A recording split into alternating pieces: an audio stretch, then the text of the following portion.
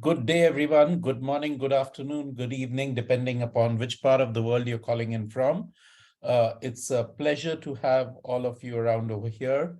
And I hope you can see my screen and we can get started.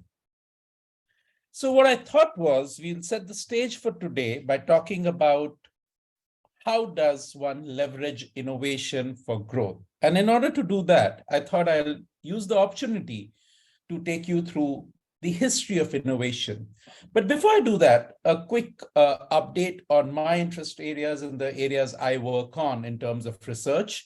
I obviously do a lot of work in the field of innovation across industries as well as across markets.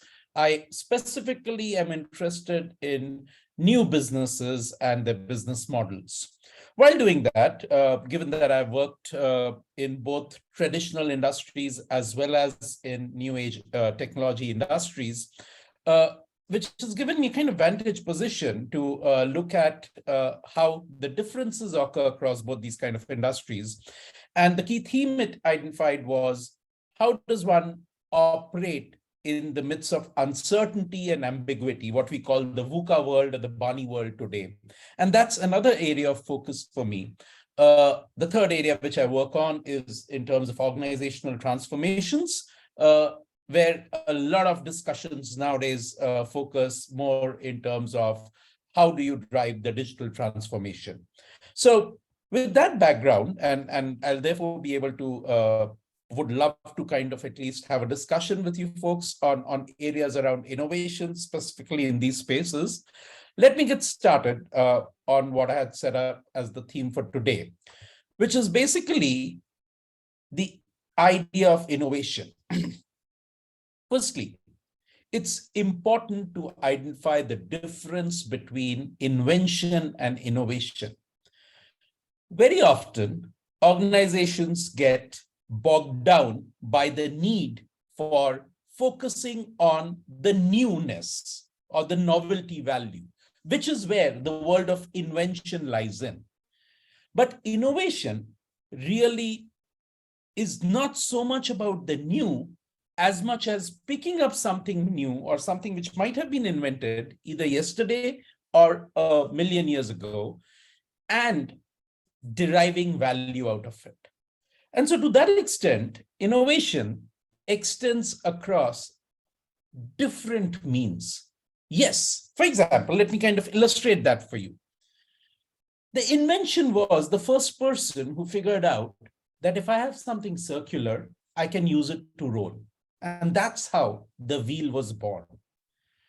But the innovators were the ones who used it in a form of a cart to transport goods, to transport beings across distances, to build a bicycle on that, to build a cart on that, to finally build the automobile on that. So that's really the difference between innovation and invention. And therefore, you can have innovation on a product or a service offering. You can certainly have innovation in terms of how you use technology. You can even have innovation in terms of production or the process which you use. In fact, one of the most robust industries which has become a barometer of economic development, the automobile industry. The entire automobile industry was started by Henry Ford on a process innovation of basically bringing in the assembly line idea from meat packaging industry onto automobiles, and thereby bringing down the cost of manufacturing an automobile to almost a third. We can certainly even have innovation in terms of how we market, in terms of how we distribute, in terms of how we price. And certainly an area where we see a lot of innovation in today's day and age is an innovation in terms of business models. Now, at no stage am I trying to suggest that this is an exhaustive list of the different ways in which one can do innovation. Because if you're flying from anywhere and if you catch up to any of the bookshops at the airport, you're bound to find a plethora of books on innovation. And in fact, the classification of innovation continues to evolve. There's a whole lot of innovation happening around the nomenclature of innovation. Having said that, There are still some essential elements of innovation which help us in using it for business advantage. And in order to explain that, I thought it'll be good for us to kind of quickly glance through the history of innovation. I essentially believe that the history of innovation is the story of three curves. The first one is about how technology evolves, or anything new really grows. The second one is about how people adopt it. And the third one is about how businesses emerge from it.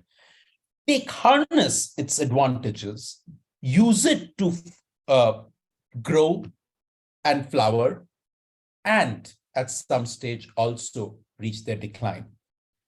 For example, take the Tesla, oftentimes seen as a brilliant reflection of innovation because it brought an electric car, a high-end electric car to the midst. But Tesla, for example, was certainly not the first electric car.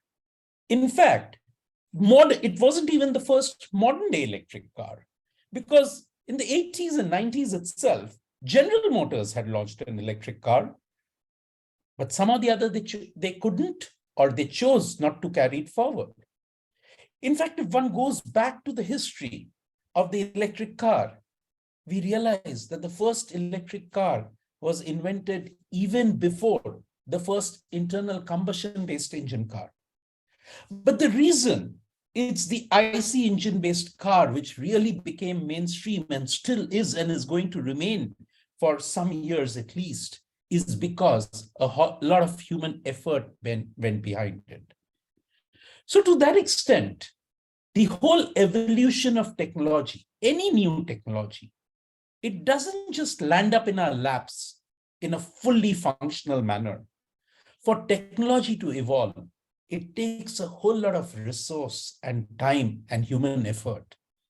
And most technologies start their life comparatively basic, more often than not underperforming. And it's that effort which makes it mainstream.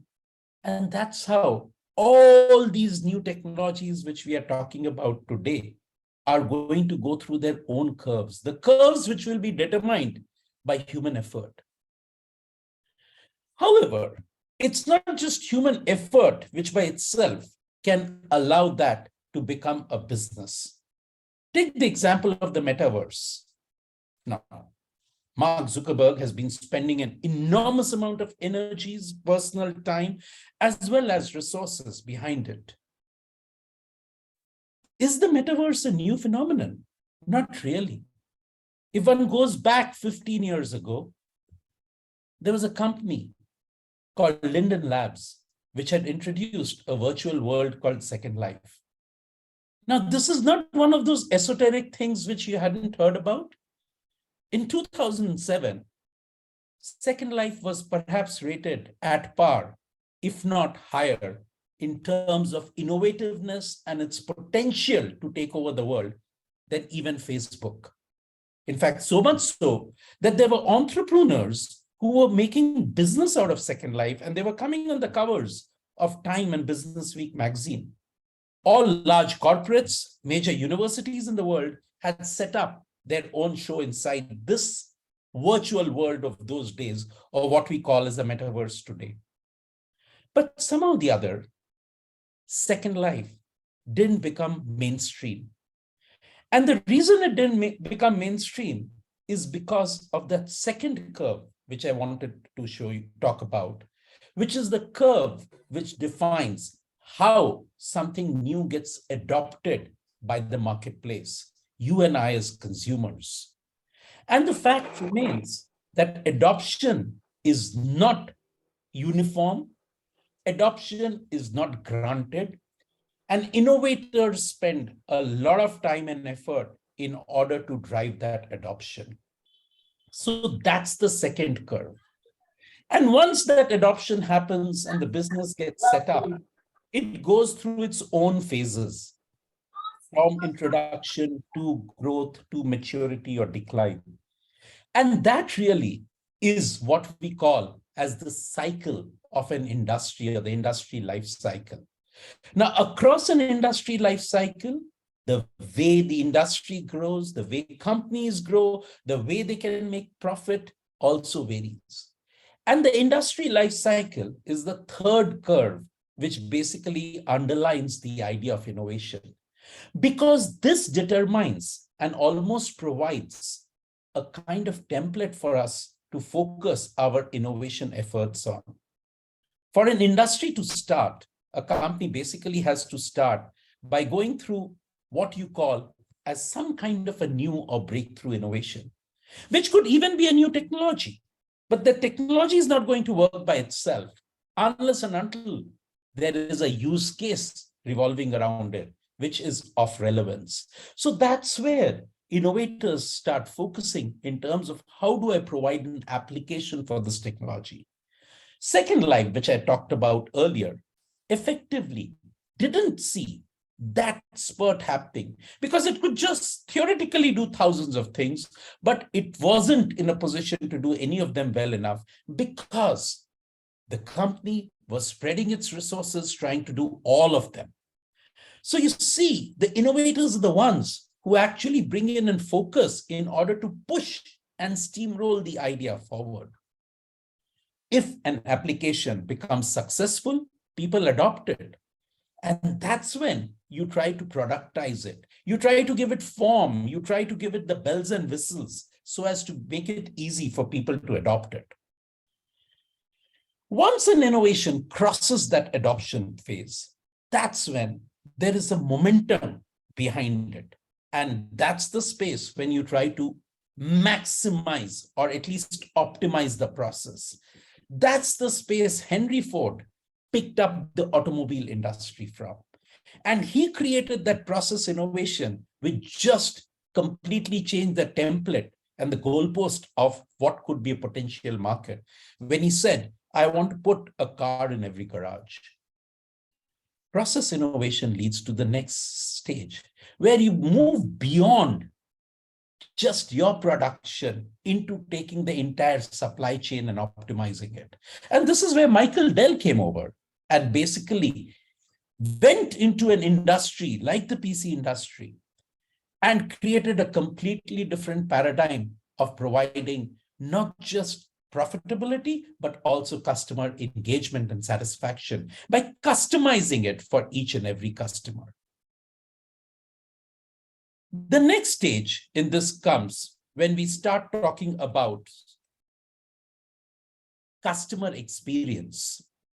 And the customer experience of the innovation is basically in order to differentiate yourself in a market which otherwise would get very, very,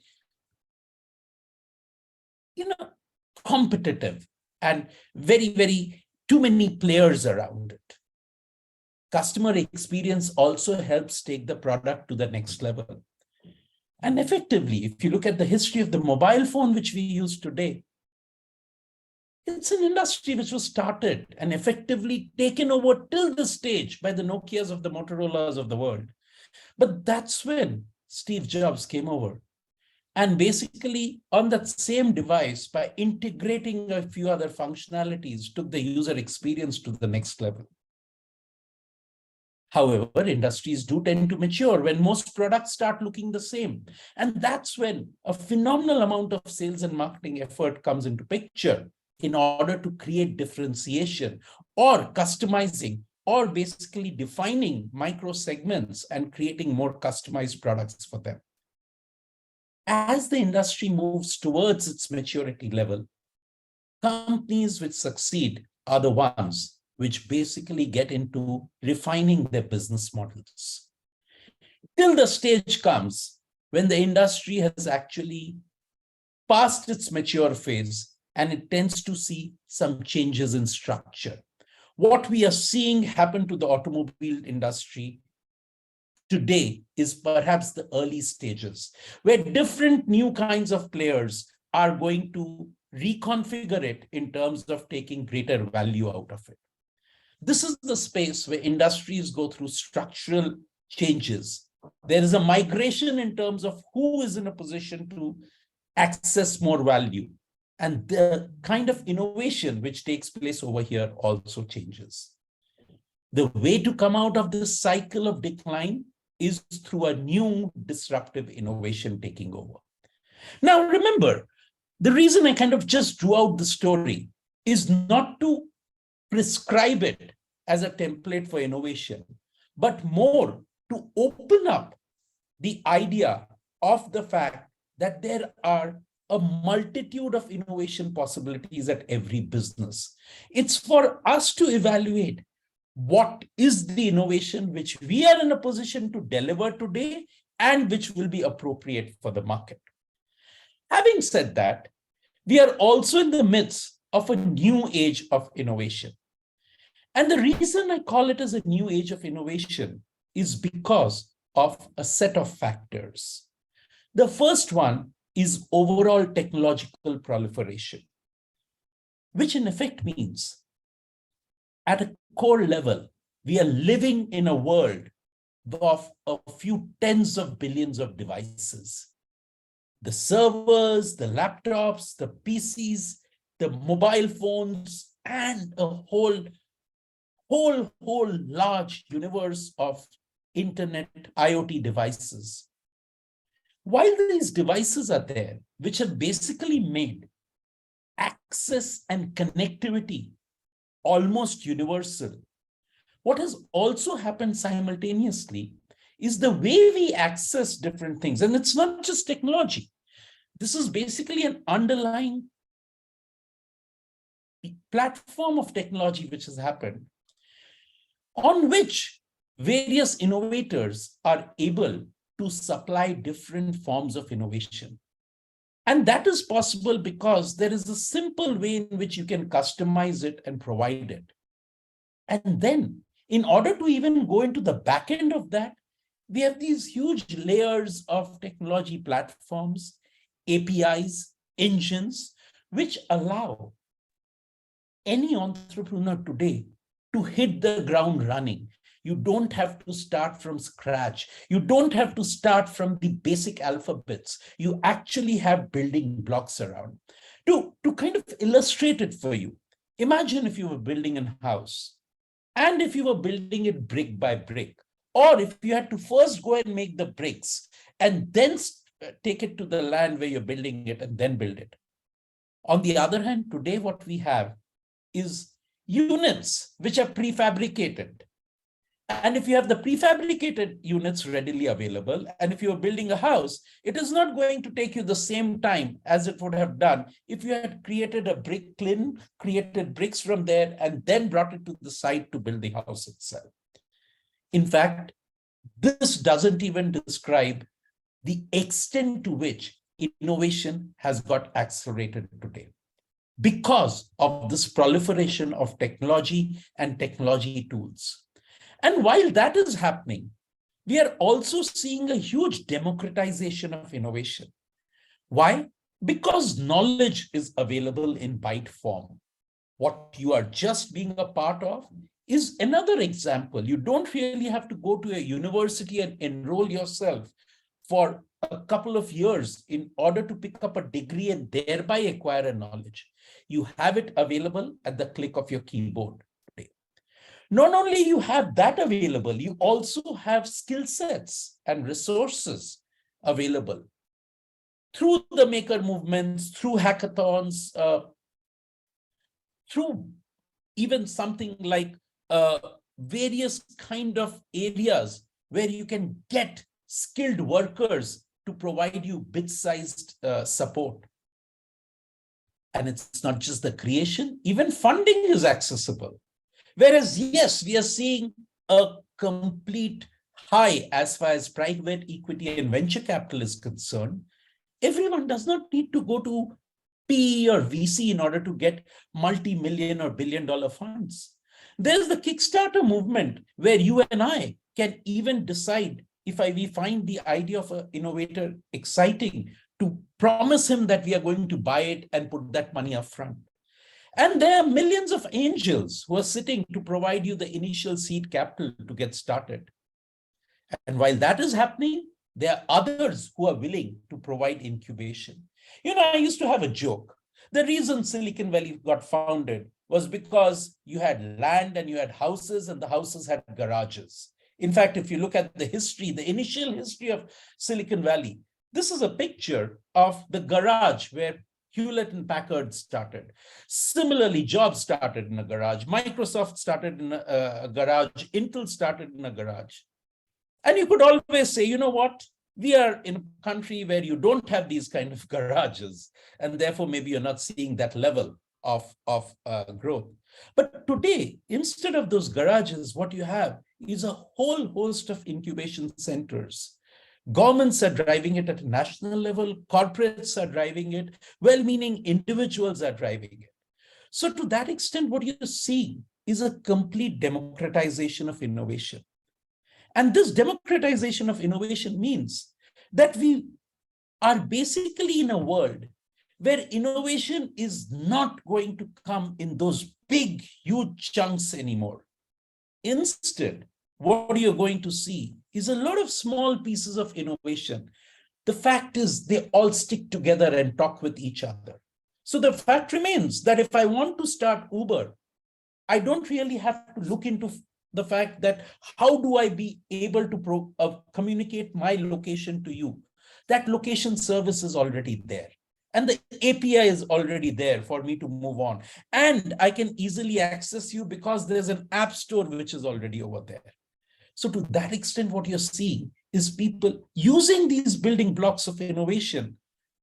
Entrepreneurs are able to take it to a next layer. So in this environment, what is it that I want to conclude with? You know, innovation today is not really about the big idea. You know, we spend a lot of energies talking about who has the big idea, which idea is better than the other idea. In fact, innovation today is about translating an idea into reality. And this doesn't happen despite all these building blocks by a simple formula. In fact, as Edison, who is often credited with having invented the electric bulb, in reality, he didn't do that. Okay, there are various other people who could take claim for that. Some say it was Tesla, but what Edison did do was, and he says that all along, he would carry out hundreds of experiments every day till he could take the idea of electric bulb into mainstream, and in the process created a multi-billion-dollar corporation. In fact, this statement, you'll be surprised to note, was made by Steve Jobs. In fact, Jobs didn't bring the first phone. He didn't even bring the first digital media player. He certainly didn't bring the first tablet into the market. But what he did was he picked up those ideas. He worked on them. He almost nurtured them like an artist till he could bring it in a form which became those popular devices which are part and parcel of our lives. So really, it's not just Jobs. If you look at we get to talk about an innovation after it has seen mainstream day. If we want to learn about innovation, we have to look behind the curtain in order to see what is it that the entrepreneur actually went through in order to do it.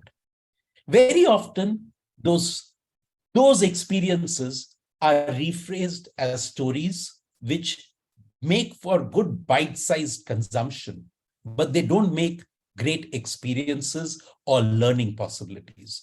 So I'd like to conclude by urging all of you to basically, if you want to innovate, if you have those aspirations or entrepreneurial spirit, even in your jobs, wherever if you're working, don't look for those magical solutions which seem to be working overnight, but instead try to figure out what is the process and the effort which you need to take in order to make that innovation work.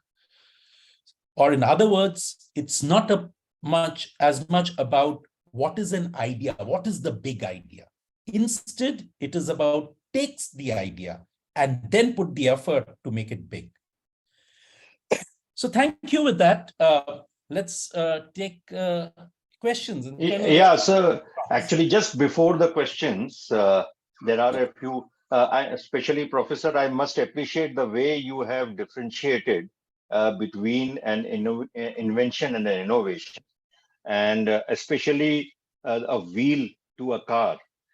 Immediately, what springs to the mind is internet, maybe an invention, and the innovations we can see all around us. Similarly, there was a time when Bitcoin was an invention, and today we have the blockchains and cryptocurrencies and so many other things. One thing I don't know whether it is an invention or an innovation, and that is the qubit. Tomorrow, quantum computing is going to make a huge difference. So the qubit, whether it will be an invention or is it an innovation, I mean, I leave it open for now. And so the one thing which you said, sir, is stuck to my mind. Yeah, I mean, in fact, the entire lecture has stuck in my mind, but there's one thing which has stood out. And you said that the talked about democratization of innovation. Now, that is an awesome term. And very rightly, you brought out that it is going to be all incremental. And innovation is not that one big bulb which comes up and brightens up and it is innovation. So one thought I wanted to know, and there are a lot of, I'm sure there are a lot of entrepreneurs here and small businesses. How can they develop an innovation culture within their organization, keeping in mind all that you have said so far? Okay, so no, that's a great question. How do you build an innovation culture? An innovation culture, in essence, is a culture where you're willing to experiment. And a culture which allows you to experiment is also a culture which basically rewards the efforts, not the results. In fact, the more innovative companies actually recognize people, not for the fact that you did very well, but because you actually put in the effort. In fact, companies today, which are really trying to dial up their innovation engine or have already reached there, celebrate failures. In fact, there's this classic anecdote, again, going back to Edison. There was this engineer who went to Edison and said, he put in his papers and he was telling Edison, you know what, this last project, I was running it and you put a lot of money behind it and it failed. And unfortunately, this is the third time my project has failed over the last year and a half. So I think it's but natural before you ask me to resign, I'm putting my papers. And Edison told him, young man, why do you think I'll ask you to resign?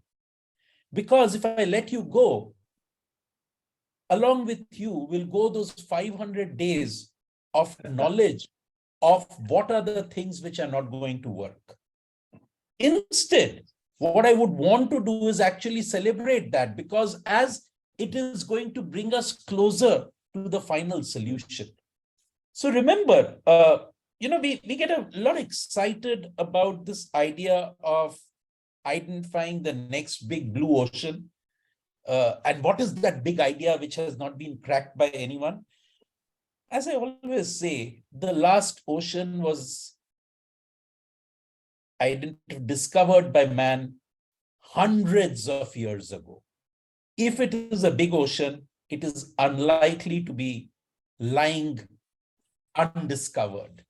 Instead, what we have to do is we have to look for those small brooks, dirty ponds lying around us, and then put the effort to basically cleanse them and make them big and beautiful.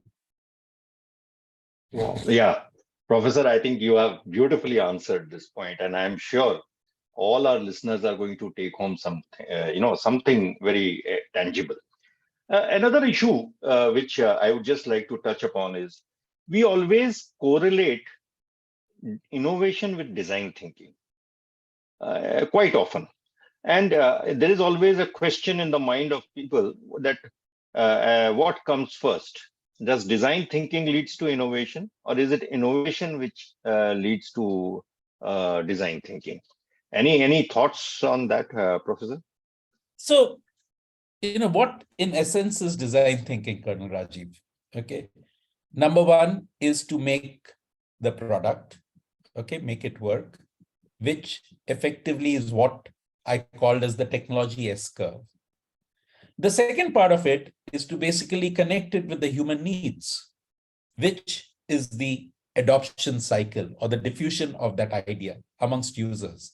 And the third part of design thinking is to do it in a way that makes business sense, which is the business model, which is dependent upon at what stage are you with that idea itself. Or the third Right. curve, which I talked about, which is the industry life cycle.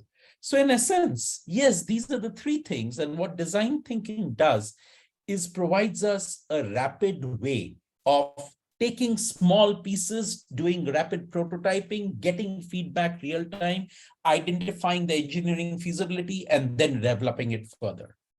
Yeah. Very right, sir. And now that you talked about the industry life cycle, I am sure the class is these people are very curious to know that in that curves that you had shown, the cash and the profit actually went below the x-axis towards the negative side initially. So for any startup, those are the challenges, right? Where they often seem to be, I mean, putting more efforts and failing further. So anything that you would like to tell people about that small portion? Yeah, well, I think what has happened is that those negatives are being maximized in today's day and age. Uh, and that is what we often call as irrational capital chasing a small idea, etc. But even in normal manner, there has to be some investment before you create something new. Otherwise, you're just going to be a trader, taking something from here and putting it over there. And there was a period of time when you could trade. You could trade. But in today's day and age, when there is information symmetry and there is very little chance of creating significant arbitrage over a period of time. So it has to be a grounds up effort which will go in. And that effort, you will need to build something despite all the building blocks available. If nothing else, there'll be investment of time. You'll need to work on something before it hits mainstream. So to that extent, don't be let down by the initial rough road ahead. But at the same time, I have reservations about trying to make the road rougher just because you have free capital to kind of run with. Okay, there has to Yeah. there has to be a business sense behind it. Uh, and one question before we open up to everyone is something very interesting, Professor. This is related to business model innovation. Now you are aware that recently there have been some dramatic failures in companies like FTX, that exchange which has just gone off, and there have been other such companies which have failed very badly all of a sudden. I mean, they have been rising, and then there is a abrupt bankruptcy. So, any thought on what is this? Did they really do some innovation which caused them to rise so much, and where the innovation failed and then they dropped? Any thoughts on that actually? That's a great question, Colonel Rajiv, and I'm not an expert in that space, but let me kind of give you two snippets on that. Hmm. Number one, the companies failed. The ideas didn't. Okay. Very right. Oh, yeah. And companies failed because they set up wrong benchmarks of valuation. You know, forget FTX. The jury is out on that one, whether the idea failed, whether it was irrational exuberance, whether it was malified intent. So we'll not get into that part of it. But take an example like WeWork. A year ago, people were talking about WeWork as a colossal failure. I actually beg to differ.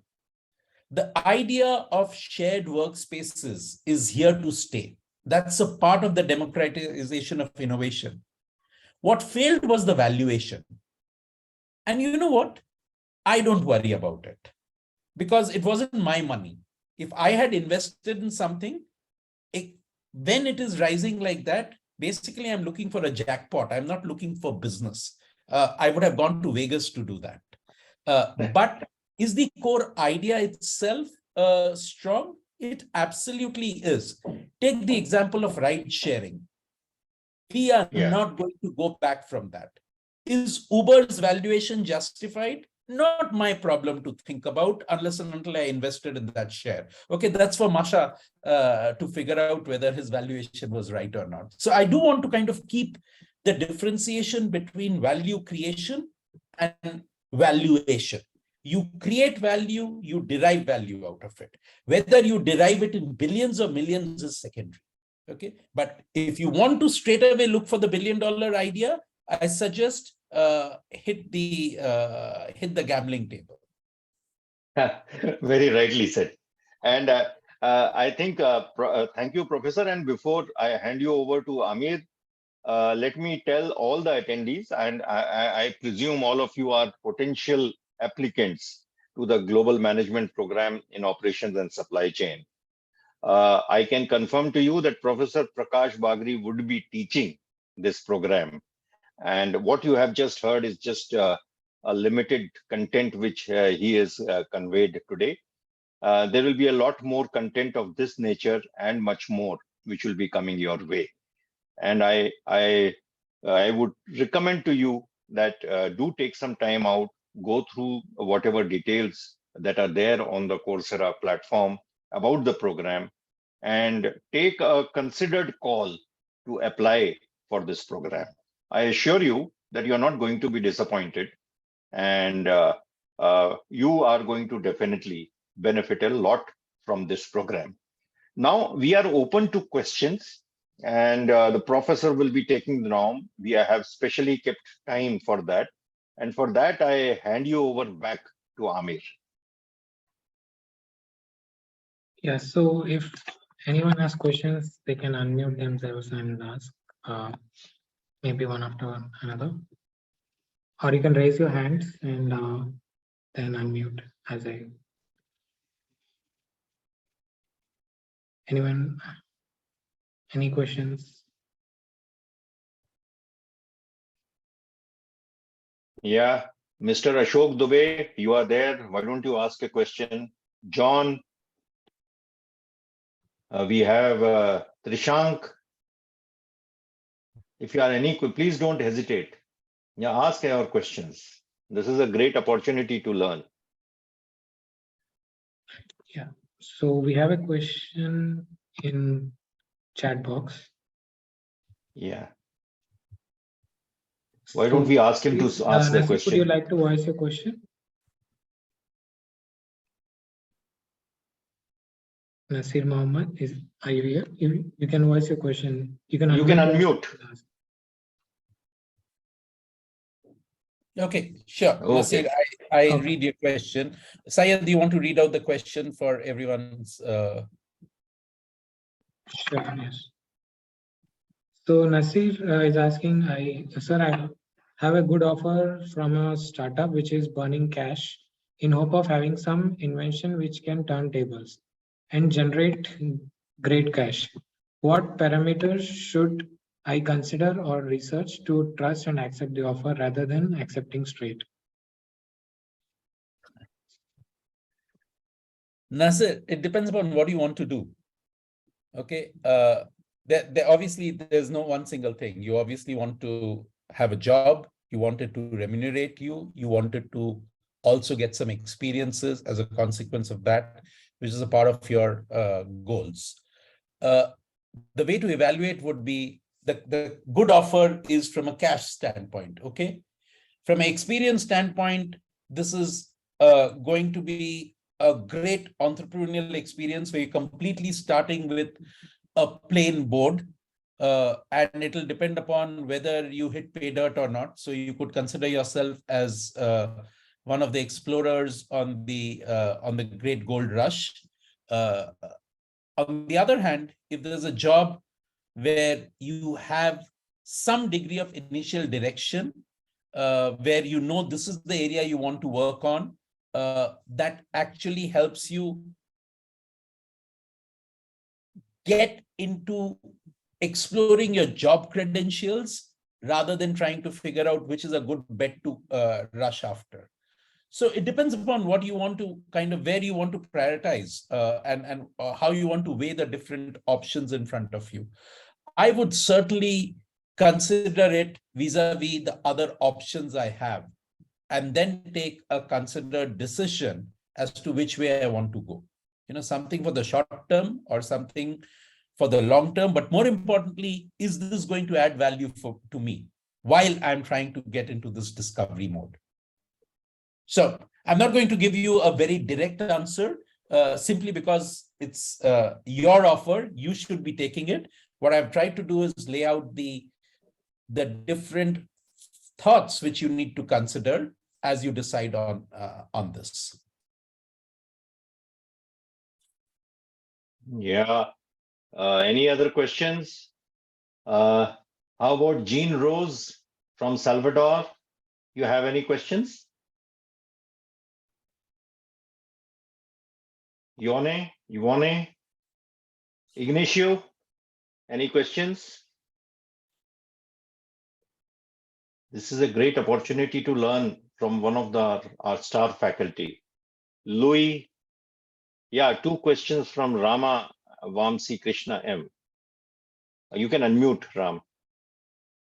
Yeah, Ram, you can unmute and ask a question. Hello, sir. Thanks for great insights today. And I have 2 innovations. Am I audible? Yeah, you Yes. are. I can hear you clearly, Rama. So some of the startups today are coming up with great innovations, but they are unable to scale up and grow after a certain stage. So is it because of lack of understanding the demand? Well, it's important to kind of recognize that when you are starting an innovation, you don't have a finished product in hand with which you're going to go to mass market. At the same time, because you're a startup, you have limited resources. What very often happens is that we try to pick up all the possibilities which come our path. And in order to address it, it seems exciting initially, but what you end up doing is you end up diffusing your resources across too many situations. I briefly mentioned Second Life. That was a classic example. It was a beautiful technology which had got everyone excited. And because it had got everyone excited, it had a multitude of use cases. And the organization was simultaneously trying to move down the path of all those use cases. And as a consequence of that, none of them reached mainstream. And at some stage, it basically went into a status mode. So it is important to know that focus is very, very important in order to ensure that you are able to drive your innovation with purpose and then reach scale. It is not only about saying what are the things you need to do, it is also about having a degree of clarity as to what are the things you will not do. Because despite all the funding which you might get, we live in a world of constrained resources. Not just money, even in terms of people, etc. So how will I use my people? What will be the effective way of doing it becomes very, very important. Let's take your second question, which I'll build up from this. Yes. So you've said, how do startups know whether innovation is in line with demand? If you're addressing a demand for something which is already there in the market, then it's not innovation. Okay, that market is already there. An integral part of innovation is to create a new market. Okay, because if the market is there, the others competing, what you're trying to do is be another person. So even if you're trying to have one more product, there's a need to differentiate it and provide it in a way that you're adding some incremental value, not to the entire market, but at least to a fraction of the market, so that there the product market fit becomes very, very strong. Again, boils down to focus. Thank you, Professor. I got the point. Thank you, Rama. Okay. Anyone Thank you. else?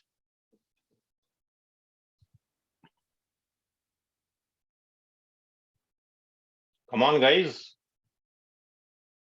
We still have some time. Okay. Jean Rose has a question. Amit, can you take it on? Yeah, so Jean Rose is asking, adoption is key to the success of innovation. Do we have a secret formula for adoption? If we had a secret formula, and if I would have said it, it wouldn't have been a secret anymore, right? So let's humor you, Jean Rose, and say I have a secret formula. But no, jokes aside, there is no secret formula. If I had to call out what are the steps to ensure adoption, I would pick up from the earlier answer to Rama's question. Number one, focus. Identify that segment for whom you are in a position to provide a great product, which absolutely is magic for them. So there is no universal problem which can be solved with a simple solution. But when you focus on a problem, you have a very clear solution. Now, that doesn't mean that is the problem you will be left with. Let me give you an example. Everyone talks about Netflix. Okay, and Reed Hastings set up Netflix. What was the basic idea with which Reed Hastings set up Netflix? If you read his biography today, it will say things like he paid late fees because he wanted to move away from the late fees, and that's what he set up. That's a beautiful story. But the reality is that he set up Netflix not because of the opportunity did not come from the late fees.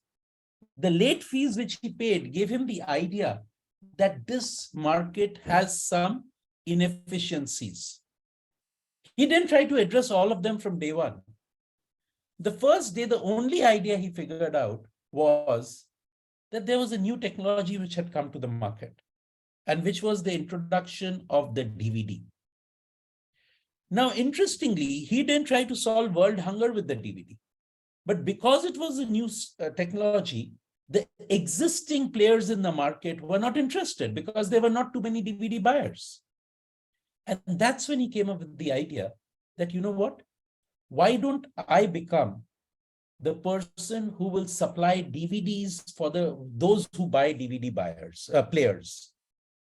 And that idea became a possibility for him because he realized that the DVD is not as fragile as the VHS. And therefore, he could ride on the coattails of the United States Postal Service and start mailing the DVDs to people.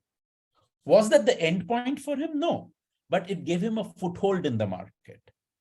The problem is when we try to look for a magic formula for mass adoption, we won't succeed simply because there is no one single formula. Adoption is a cycle. And it's important to add on layers to what you're offering as well as how you're offering and move up the cycle. At some stage, you are likely to hit mainstream when things start moving very, very fast. But it will take a lot of effort before that. And that effort gets well played if you're able to bring in focus over there.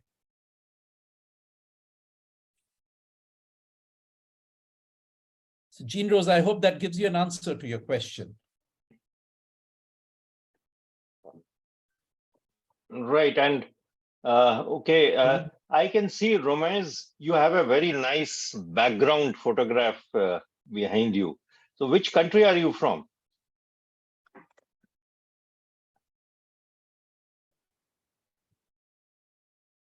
Can you hear us, Romain?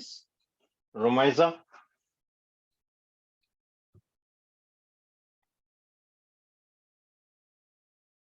Okay. Yeah, so meanwhile, we have another question in the chat box from Louis Allen.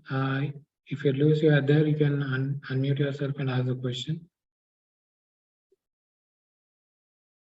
Yeah, thank you so much.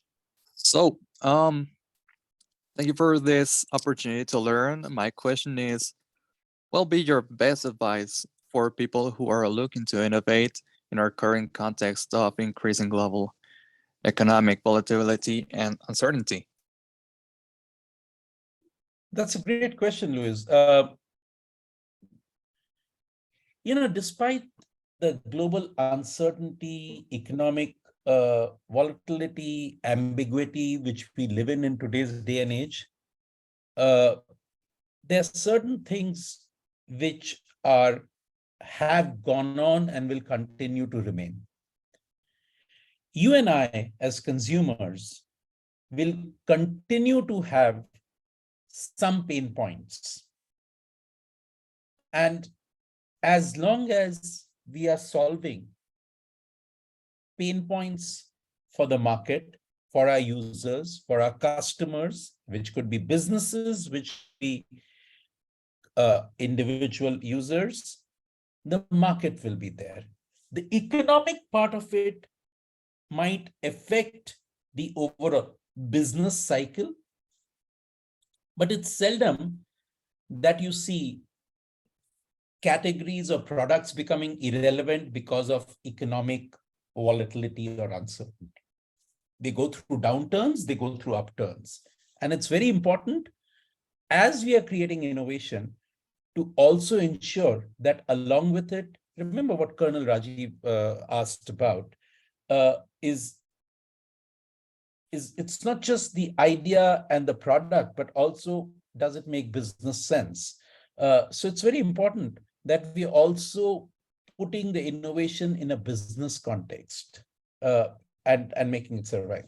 So the long and short of it is the current economic uncertainty might lead to some degree of recessionary cycles, which implies that capital availability may not be as rampant as it was, or it may not be as fluid as it was, but that just means that there's a need to bring in a much higher degree of focus and funneling of our energies in order to bring the innovation to market.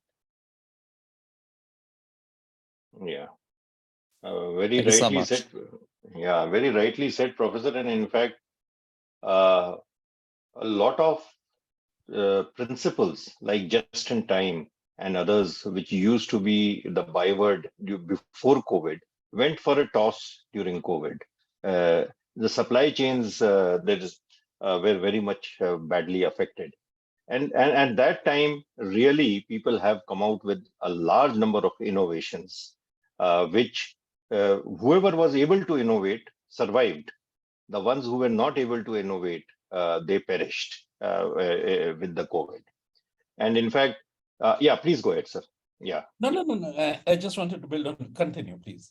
Yeah. So, and in fact, today, especially when the supply chains are very bad, very poor, countries like USA have now started on with something called onshoring and friendshoring, which is a new term which came up in August this year.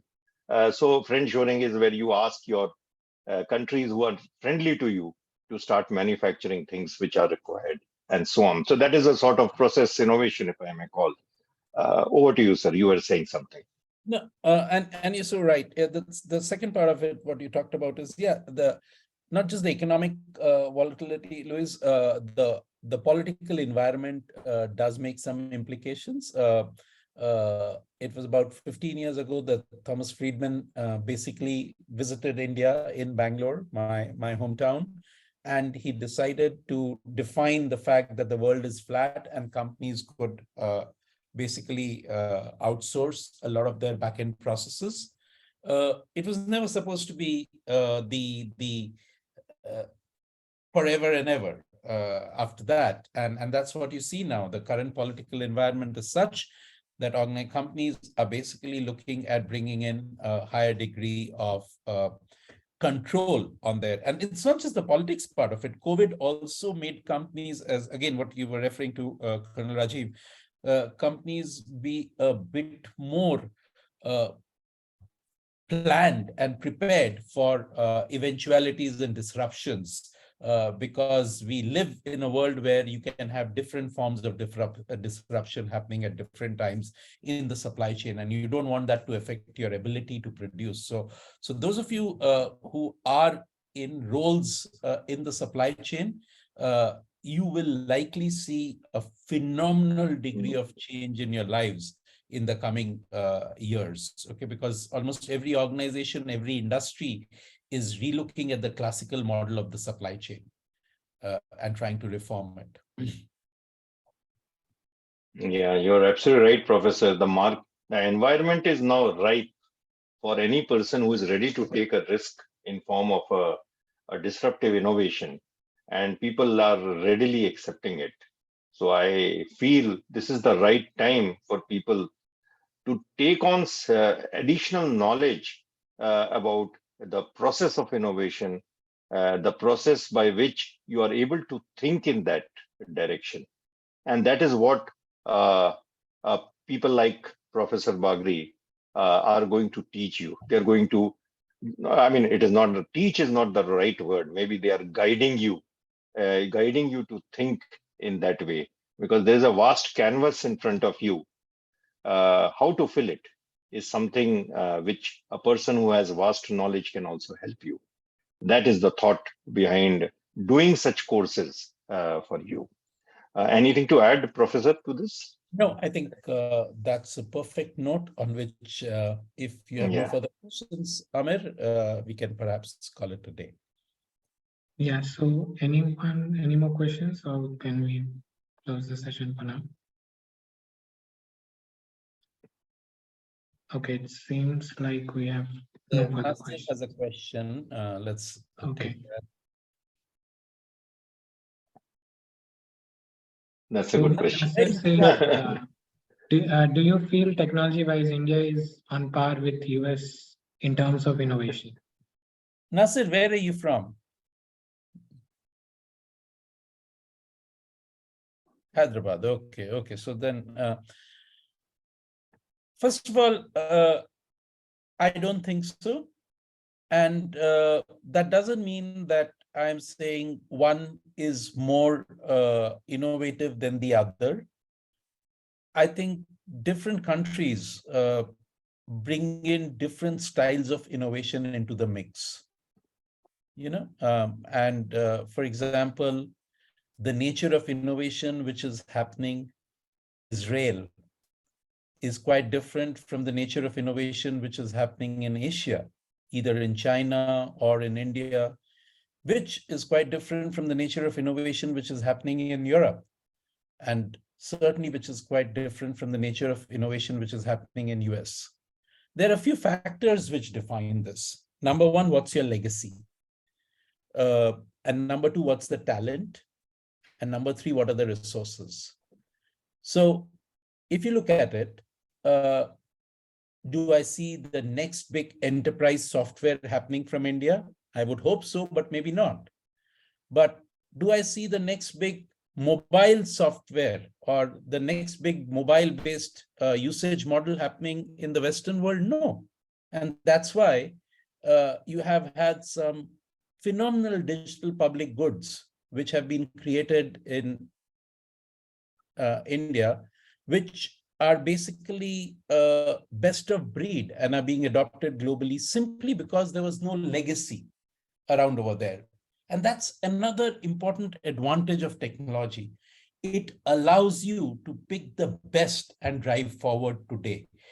Whereas countries which had legacy social security software and systems running could only move over there in incremental manners.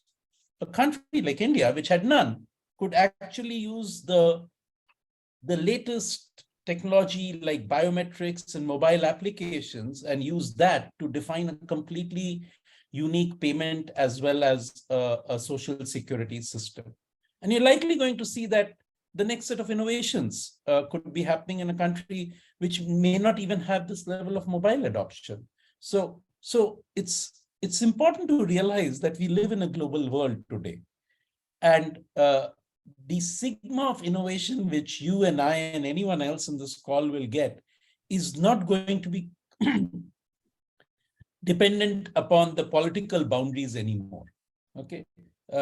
In fact, it will depend more in terms of the nature of collaboration, which you're able to see thanks to this proliferation of devices and the ubiquitous network which is tying the world together.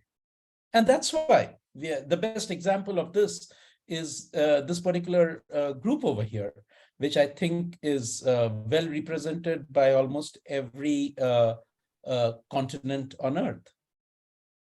Maybe not Antarctica, but the rest. That's a good one. Yeah, Amir, it's time. I suppose you can close. So I would like to thank our faculty, Professor Prakash Bagri and Colonel Rajiv Bhargava, for their time today.